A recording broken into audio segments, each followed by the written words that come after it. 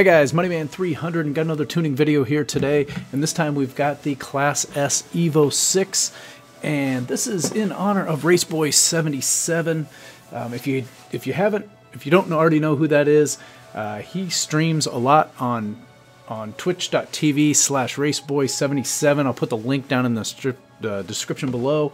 And he is, if you're not watching, you should go out there and watch him. He's usually streaming like twice a day out there. So he's out there a lot streaming, and he is one of the best racers I have watched personally in Forza. Just an outstanding racer. The stream's a lot of fun. He's out there winning pretty much every race, and then in between it doing some 360s and 360 drifts and 720 drifts. But super fun to watch. Great guy, answers, post your questions in the chat, answers all the questions. And so I thought I would do, I know this is one of his, if not his favorite S-Class car, and I've been wanting to do one of these in S-Class, so I went ahead and tuned one up, and this is also his livery for the 3,000 followers that he's got. I think you can just search for 3,000 and this will come up, but that's in honor of him getting 3,000 followers on Twitch, which is a good deal. He also has just recently started a YouTube channel as well, so I'll put both of those along with his Twitter in the description below. He deserves more followers out there on Twitch. A lot of fun to watch. I watch a lot of his streams. So anyway, let's get on to it here. Like I said, we have the Class S EVO 6. This is a great lobby car in S-Class, and it's also a very good leaderboard car if you want to take it out on the leaderboards.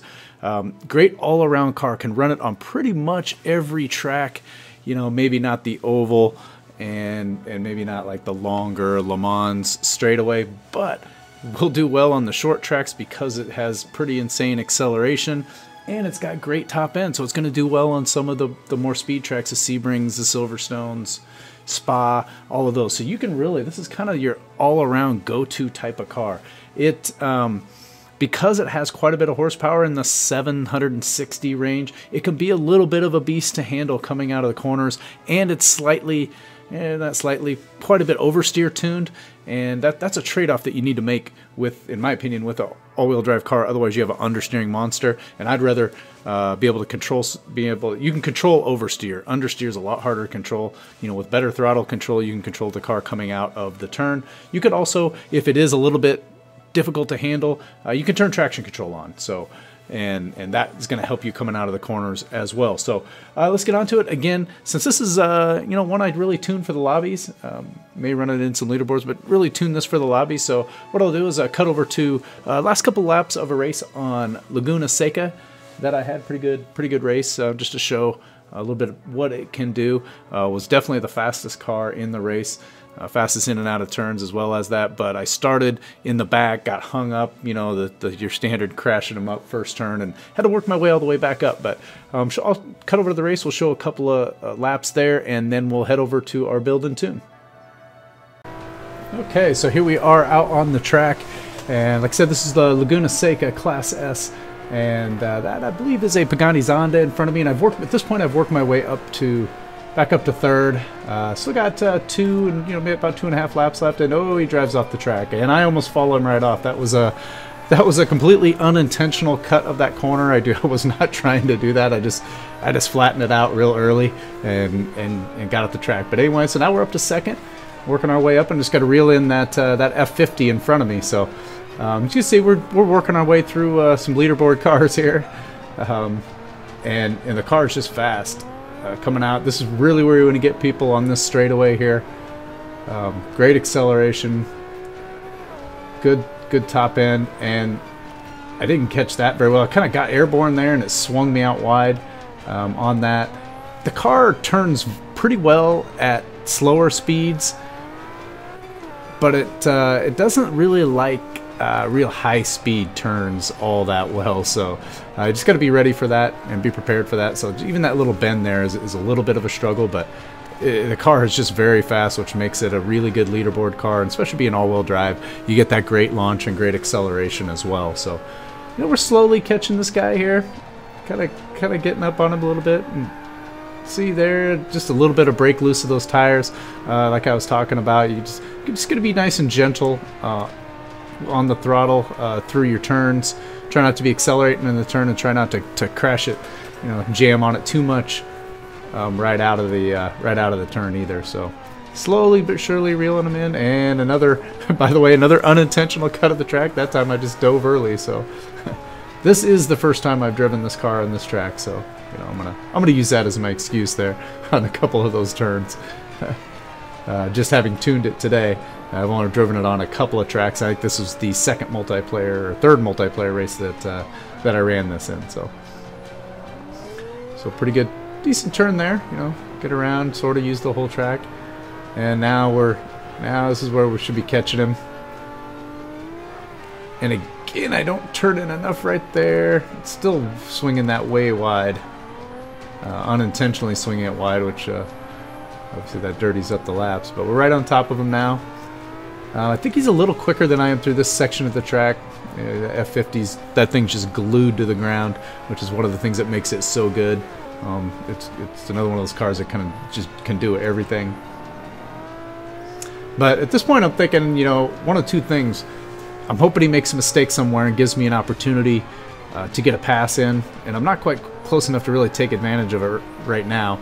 And second thing is I think if I could just maybe slingshot him on the last, you know, on that last turn. So a little mini behind the sticks episode here, by the way, as we talk through and show the last part of this race here. So, and he comes down early, and I just don't really have an opportunity to do much. He takes a real early line, and I'm not close enough to even try to get him on the outside. So at this point, we're only a couple of turns away. So now, you know, unless he really makes a big mistake, I got to try to take him on the straightaway. So I'm trying to let's just reel him in, get him close enough, and see what happens. You know, so what could happen at the end.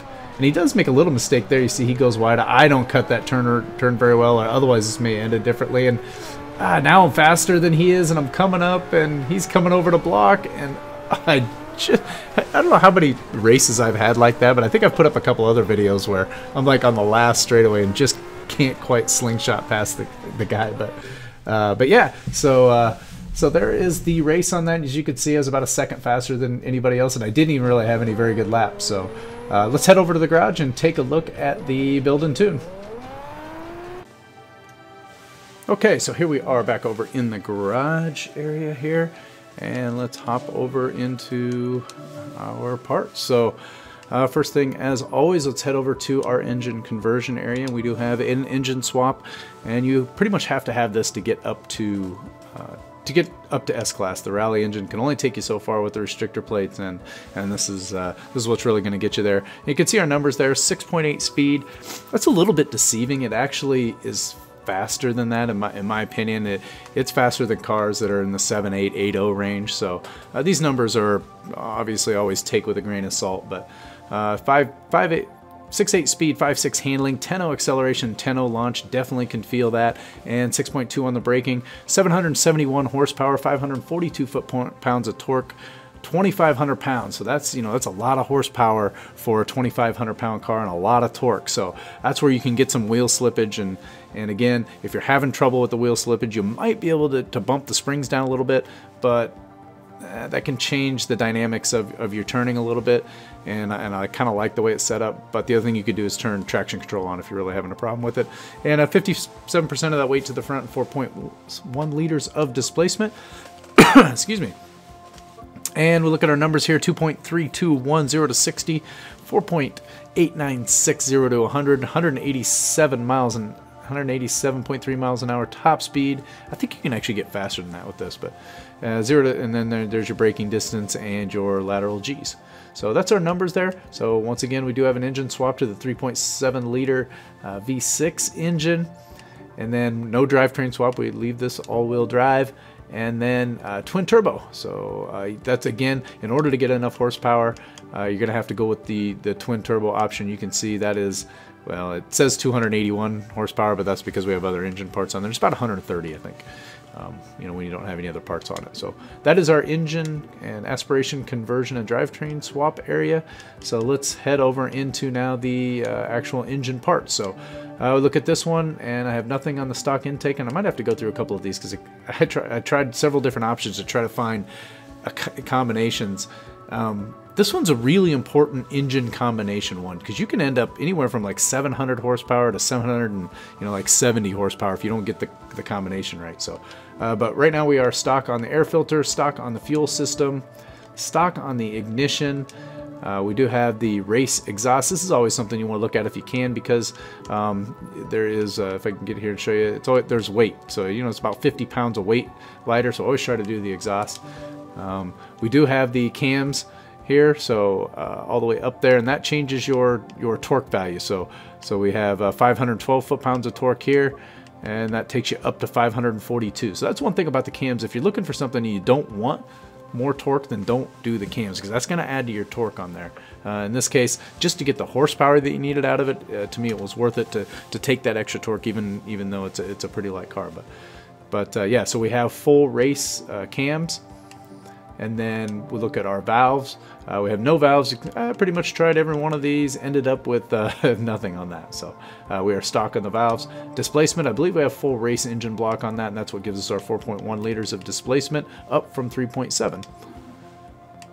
And pistons and compression, this is a good value play here. You can see you get 23 horsepower for 8 PI. So this is an excellent part to have on that, and one of those that allows you to get up to that, near that 770 horsepower range with this car. So that's all we have on there. Oh no, take that back. Twin turbo. This is actually after you do your aspiration conversion, and when you come into your engine area, you should always look to upgrade the turbo first and then start working on your other parts if you can. So it's some of your best value that you get out of that. 137 horsepower, overall for 50 PI. So very good value. It always is. And I never use the intercooler. I never use oil and cooling. And I know I think there's some cases when people might use that. I don't really know what they are. I really almost never use it. It's kind of an interesting part because it adds. And as I say that, and I just went through that because I tuned this earlier and I went back and forth on this. I actually ended up using it. So let's talk about this just a little bit, and why you might use this. So why you sometimes don't want to use it is because of the weight. So it does add weight. You can see this adds 50 pounds. And if you go all the way up to here, it actually ends up adding another, altogether you go from 52 to 29, so 77 pounds. So you end up adding 77 pounds on that. But at the same time, you can see I got 20 horsepower for no PI out of this. So I went from 750 to 771 without any additional PI. And to me, with this being a lighter car, that was worth it. If I was, I'm not, because of the amount of torque that we have here and the amount of horsepower, I really wasn't concerned with weight. So basically, to me, that was free horsepower. This one put me over, and that's why I didn't go there. You actually got even more free horsepower here. You get about 13 horsepower. Maybe I could have went back and grabbed something else, but probably not for the horsepower that you get out of this. But anyway, I ended up on the Sport Intercooler. Sorry, I led you guys the wrong direction the first time on that, but yes, this one on that, and that's just because of it's a PI play, and it's a situation where I wasn't really that concerned with the weight. So we do have an intercooler on there, but generally we're not going to have that. I guarantee you I don't have the oil and cooling, and I definitely don't have the flywheel. So that's all of our engine parts. Let's head over to platform and handling, and I got race brakes, race springs and dampers, race roll bars, both front and back, and roll cage. I do not have the roll cage, so more and more without the roll cage. It's just a lot of weight out here. 124 pounds, and it gains, and I get 1 PI back. And I could go even PI here for grabbing that, and it just, it wasn't worth it, and I actually lose acceleration because of the weight. So no roll bar here, and full race weight reduction to get down to that 2,500 pound range. So that is our platform and handling. Let's head over into the drivetrain. And one thing I like about this car is you don't need the stock transmission's fine in this now. And if you do bump up in transmission, you lose a lot of PI. It's 17 different just to get something that's adjustable. Because the street transmission, it's 9 higher and it's not adjustable. So just to get up into here into something adjustable, and it shows that it raises your speed value. it does not make the car faster. I'm telling you, it's not faster. It gives you the ability to gear it out differently, but it does not make it faster. And that's why the 6.8 speed is deceiving on this. It's more in this range, in a 7.6 type speed of car, but just isn't worth it. The stock transmission works fine, especially for lobby racing. Now, if you're trying to go, you know, top 20 type times with this car, then you may have to set this up a little differently, but you'll do fine in the leaderboards without it also. So we have stock transmission. Did I end up with the drive line? I did. So one of the things when you're all done, you know, you get to those last fine tweaks in here and you're at 800, you know, always check to see if you might be able to get one of these for what I call for free. So either you can get lighter wheels, or I could get 7 pounds here. I went and checked the wheels. I couldn't find a combination of the wheels that gave me. I could get like 5 pounds out of the wheels or 7 pounds here. So we ended up with the drive line in here, extra 7 pounds, didn't cost any PI, so that's good. And as always, we have our race differential. Head over to our tires and rims, and because we're up in this class, we are able to go full race tire compound, and this is completely necessary on that. It's gonna be real hard to drive, and full width on the front and the back, so 275s on the front, and what is it, 275s on the rear as well. So we are full there, and our wheels, let's take a look at those real quick. And we have the Graham Lights 57 optimized, probably somewhere in the middle here in that first group on there. And I don't believe, yeah, I do. What is that? Oh, I do. Yeah, 19-inch wheels on the front and the back. I forgot I did that. I got my stuff together on this. A couple things for it. But anyway, 19-inch wheels on the front and the back on that.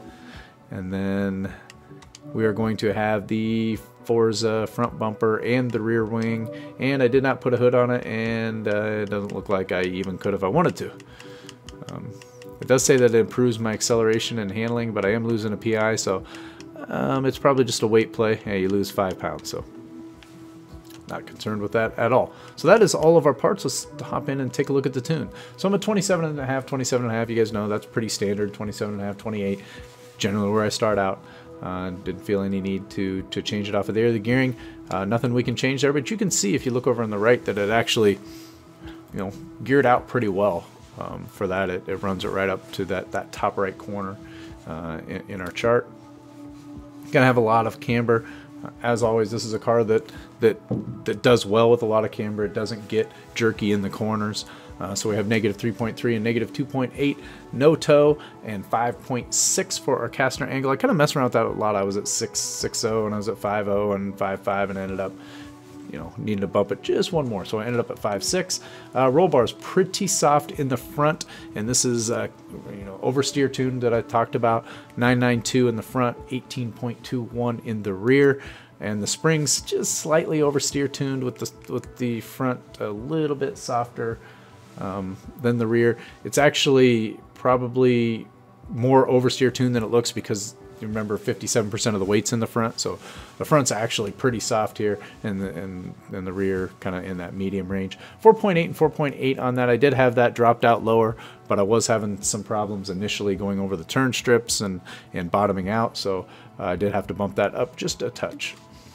And in the rebound, 9.1 and 10.2, 1.0 and 1.5. What that? So I had those both. I think I had them both at 10.2 or 10.6, somewhere in that range. But I was having problems with turn in. So one adjustment you can make if you are having problems getting the car to dive and turn in a little bit is to soften your front rebound and your bump. So I dropped that out. Pretty much a whole one there. Went from 10.2 or so down to 9.1. That really helped get the car to dive just a little bit better than it was. Full aero. Anytime I'm up in this class range, I'm using full aero on pretty much every car, and especially for lobby cars. And then 47%. I have no idea if I like this brake bounce. Matter of fact, I was going to come in here and play with this and probably go up to 48 or 49. I was at 53 and I hated it. I went to 50. I didn't like it. I went to 47. I liked it a little better. So I've kind of been all over the place. I'm actually going to move this to 48 and go try it again. So again, this is your preference, however you feel like. Depends on how you handle the brakes and whether you use ABS or not, how hard you hit on the trigger, what your dead zones are set at. So there's a lot of different variables here. So you kind of have to play around with this to find what you're comfortable with. And then finally our Accelerator, our differential, which is really one of the more important things in getting this set up. So I have 80% or 40%, 40 and 0 on the front. The rear we have 60 and 35. I could take that rear acceleration down just a touch, potentially eliminate a little bit of that on the acceleration differential on the rear, maybe eliminate just a little bit of that wheel spin. And the other thing I could do is change the balance a little bit, back that off. That's pretty high on the balance. Again, I was really trying to get the car to turn a little bit better, and these are some adjustments you can make to do that. So those are two things that you could back that off to maybe 70 or 75, and you can maybe take that acceleration down to 57 or 58, somewhere in there. But that is all of our parts and tune on the car. And I didn't save my changes I did on there. So anyways, thanks for watching, guys. Again, check out Raceboy77. Check out his live stream. It's a lot of fun to watch. You know, if you're hanging around on the couch, not really doing much or whatever, or maybe you're at work and you can pull those things up. Take a look at it. He's also got some stuff getting going on his YouTube channel. So and then follow him on Twitter for updates as to when he's going to be streaming, and follow him on Twitch, and you'll get notified when he hops on. So anyway, thanks for watching, guys, and as always, we'll catch you in the next one. Later.